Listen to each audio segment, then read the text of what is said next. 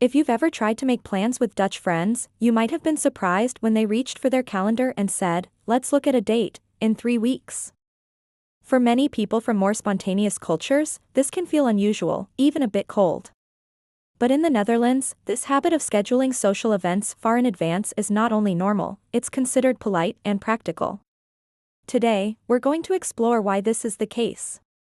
We'll look at the cultural roots of Dutch planning, the pros and cons of booking your friends weeks ahead, how it compares to other countries, and how this habit might be changing in the future. Let's start with the basic fact. Yes, in the Netherlands, it's very common to make social plans weeks, or even months, in advance. This is not because Dutch people don't want to see you sooner, but because their lives are often carefully scheduled. Work, family commitments, sports clubs, volunteer work, and even weekly grocery shopping may all have fixed slots in their calendars. So, when you ask to meet, they literally need to find an open window that doesn't clash with other responsibilities. One important reason behind this culture of advance booking is the Dutch value of planning and orderliness. From a young age, Dutch children grow up in an environment where time management is seen as a key skill. School schedules are fixed, extracurricular activities run on specific timetables, and family dinners happen at almost the same time every evening. This rhythm of predictability often carries into adulthood. Another factor is that the Dutch tend to be very committed to their existing plans.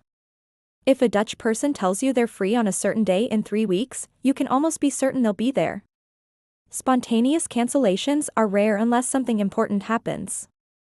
In fact, canceling at the last minute without a serious reason is often viewed as rude. But why not be more spontaneous? In many Mediterranean or Latin American cultures, people are more likely to make plans at short notice, sometimes just hours before meeting. However, in the Netherlands, spontaneity can be challenging because so many people's schedules are already packed. If you call a friend and ask, "Want to meet for dinner tonight?" the answer is often, "Sorry, I'm already booked."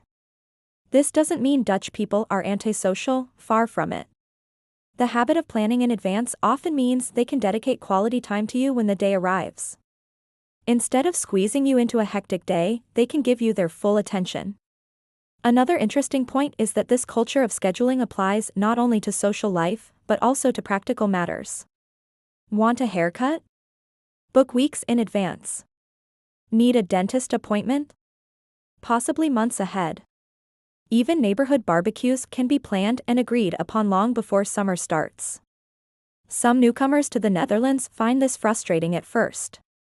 If you come from a culture where friends just drop by unannounced, this habit can make friendships feel more formal or distant.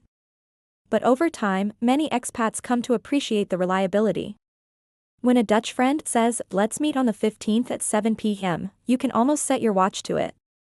Historically, this tendency towards planning has roots in Dutch society's relationship with time and space. In a densely populated country, coordination is key. During the Golden Age in the 17th century, trade, shipping, and finance all relied on punctuality and precise scheduling. Even today, the Dutch railways, buses, and ferries operate on timetables that are taken very seriously. This attitude naturally extends to personal life. Work culture also plays a role. Many Dutch people work fixed hours, often with a strong emphasis on work-life balance. When the workday ends, they want to be home for dinner, spend time with family, or pursue hobbies. As a result, free time is a precious commodity, something to be guarded and allocated carefully.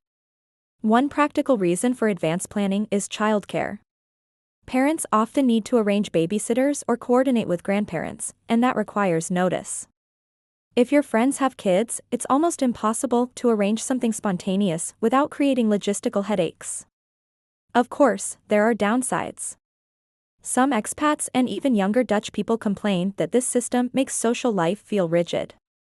If all your friends are booked solid for the next month, it can be hard to connect or have last-minute fun.